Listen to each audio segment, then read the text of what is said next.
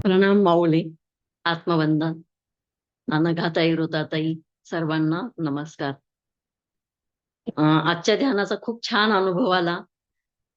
आपण सूर्य उपासनेचं हे घेतलं सेशन.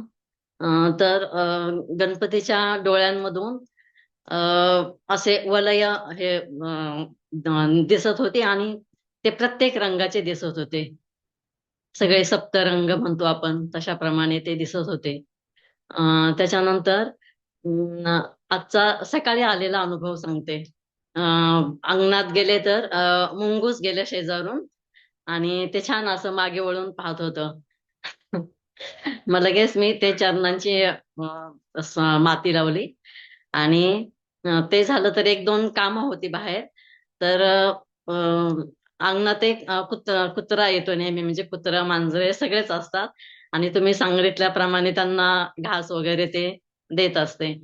तर तो आजच माझ्या सोबत यायला लागला बराच वेळ आणि एके ठिकाणी काम होतं तर त्याला सांगितलं तू आता इथंच थांब. म्हणजे आतापर्यंत असं केलेलं नव्हतं मी. तो तो थांबला बराच वेळ आणि अ, वाट पाहत होता मी कधी बाहेर येईल ते. तो परत माझ्यापर्यंत म्हणजे माझ्यासोबत मग घरी आला.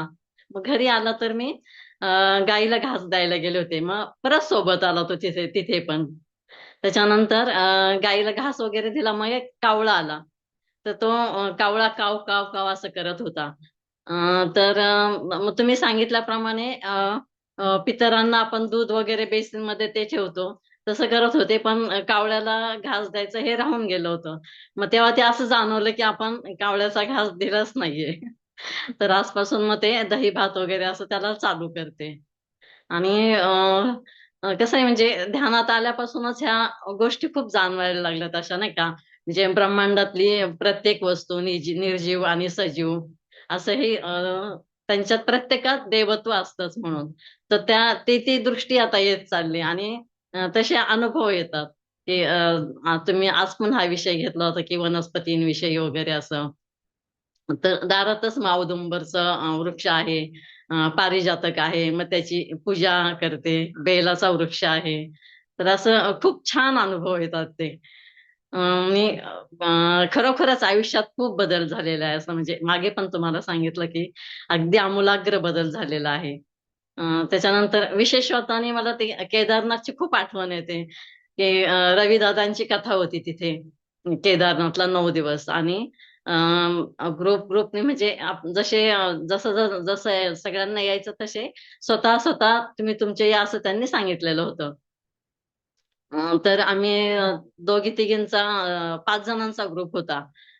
तर तिथे जाताना त्यावेळी ऑगस्टमध्ये असल्यामुळे पाणी साठून साठून असं दरडी कोसळण्याचं प्रमाण त्यावेळी जास्त असतं आणि कथा चालू व्हायला 2 दिवस होते.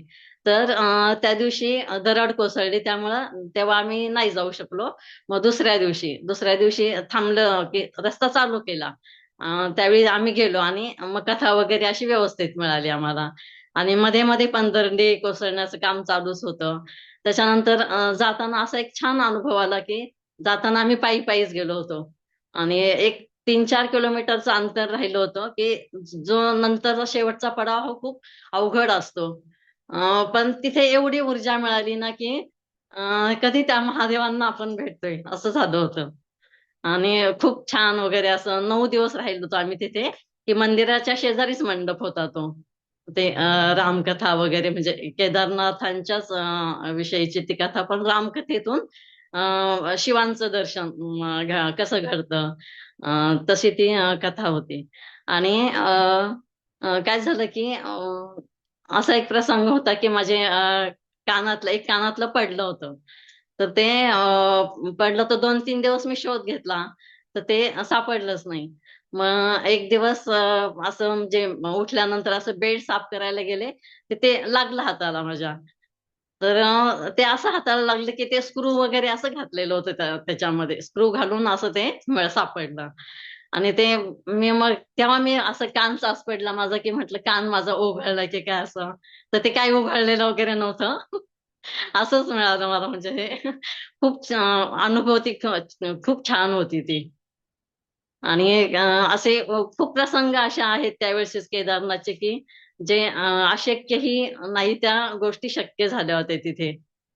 आणि येताना जाताना असं दोन्ही वेळा आम्ही म्हणजे वरती पण जाताना पायीच गेलो, येतानाही पायीच, असं खूप छान सुंदर अनुभव होता तो.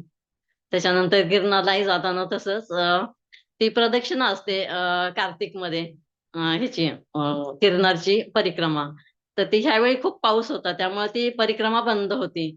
मग आणि रोपे पण बंद होता, अंबा मातांपर्यंत तो रोपवे जातो, तो पण बंद होता. मग आम्ही असं ठरवली की आता परिक्रमा नाहीये, मग आपण गिरनारला पायी जायचो. मग त्या 10,000 पायऱ्या त्या पण अगदी सहजतेने आम्ही पार केल्या. खूप सुंदर अनुभव होता तो. आणि रोजच्या आयुष्यातील तर असे खूप प्रसंग असतात की आपल्याला असं वाटतं की हे आपल्या हातून घडणार नाही, पण ते सहजपणे घडलं जातं. खूप छान. सगळं हे ध्यानामध्ये आल्यामुळे शक्य झालंय. की आपण ह्याचे पण आई वडील किंवा गुरु हे रोजच आपल्या सोबत असतात. हे ह्याच्यापूर्वी असं कधीच घडलं नव्हतं, म्हणजे ध्यानात येण्यापूर्वी, की आई वडील पण आपल्या आई वडिलांचं आपण रोजच दर्शन घेतोय. गुरु पण नेहमी आपल्या सोबत असतात. किंवा बाहेर जाताना पण कुठे गुरूंना आपण चला आता आम्ही तुम्ही आमच्या सोबत चला. असं हे खूप नवीन नवीन गोष्टी शिकायला मिळाल्या. खूप खूप धन्यवाद ताई. खूप छान अनुभव. दोघेही भगिनींचं, आईचं, बाबांचं खूप खूप धन्यवाद. धन्यवाद माऊली. खूप छान आपले अनुभव आपण व्यक्त केले. अजून कोणाला बोलायचंय का? ABCD विषयी आपल्या A to Z? माझं हेच होतं, पण आजचा अनुभव आलेला मला शेअर बरोबर. करायचा आजचा होता. अनुभव तुम्ही शेअर त्यामुळे मी बोलून गेले. हरकत नाही. कोणी आहे दीपाली? त्यांचं अनम्यूट. आपल्या ग्रुप बद्दल बोलावं ना तितकं कमीच आहे. तुम्ही दिलेला एक आल्हाददायक अनुभव म्हणजे प्रत्येक गोष्टीत आम्हाला, जे आम्ही कार्य करतो त्याच्यात प्रत्येक वेळेला तुमची आठवण आम्हाला पहिल्यांदा येते. सकाळी उठल्यापासून झोपेपर्यंत 50 वेळा तरी तुमच्या आठवणीने आम्ही प्रत्येक काम करत असतो. अनुभव अनुभव सगळ्यांचे ऐकूनच इतके भरपूर अनुभव गाठीशी बांधलेत ना, की त्या अनुभवातनच आपण म्हणजे आपल्याला जर सांगायचं असेल तर ते अनुभव आधीच सांगितले गेलेले असतात. म्हणजे सगळ्यांचे अनुभव सारखेच आहेत, की सगळ्यांना तुमच्या या सगळ्या कृतीतून तुम्ही दिलेल्या ज्ञानातून आमच्यामध्ये भर पडते. आम्ही किती शिकलो तरी हे ज्ञान आम्हाला तेव्हा मिळालं नव्हतं. आता ते मिळतंय. आमच्या वयाच्या 75व्या वर्षी हे ज्ञान मिळतंय. ह्याच्यासारखं सुख नाही. सगळ्यांचे अनुभव तसेच असतील. प्रत्येक जण त्या त्या ठिकाणी जाऊन आता आज सुद्धा तुम्ही घेताय तर सूर्याचं नाव घेताय तरी माझ्या डोळ्यासमोर गणपती, आणि हे गणपतीला उद्देशूनच आपण म्हणतोय. सकाळीच गणपतीला चाफ्याचं फुल घातलं, त्यानंतर कुबेर देवाला जास्वंद घातलं. खरं म्हणजे ते झाली उलटी क्रिया. सकाळीच मुलगा बाहेर जाणार होता, 5:30 वाजता तो उठला आणि त्याने चाफ्याचं फुल समोर ठेवलं, त्यामुळे ते चाफ्याचं फुल घातलं.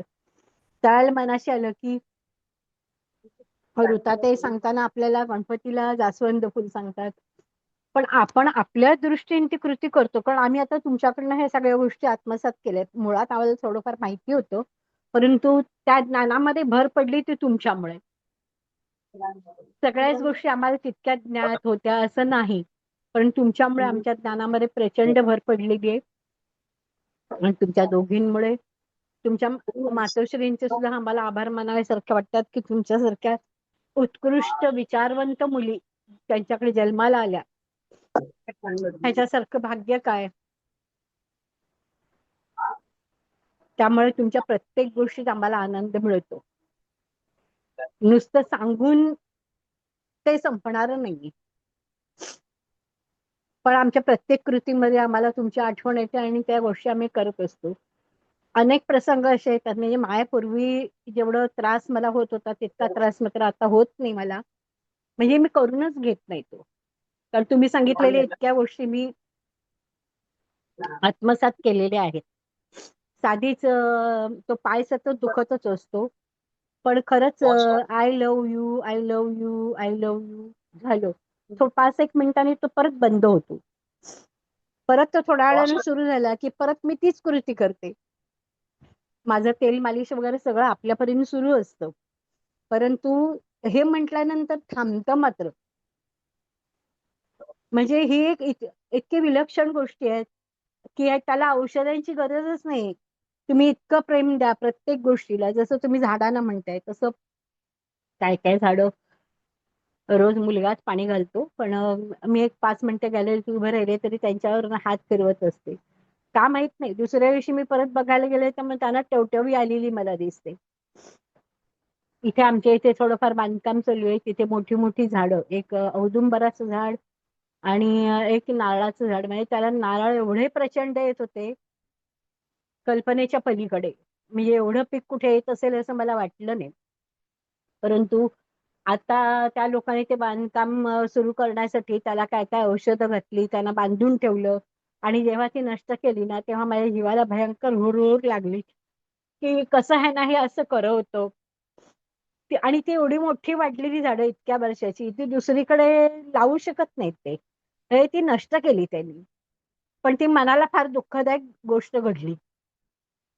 आणि रोज त्या दोन्ही झाडांचं मी नाव घेते आणि त्यांना म्हणते कोणीही काही करू देत पण तू मला क्षमा कर, कारण मला ते रोज बघवत नाहीत की ती झाडं तिथून नष्ट झालेली.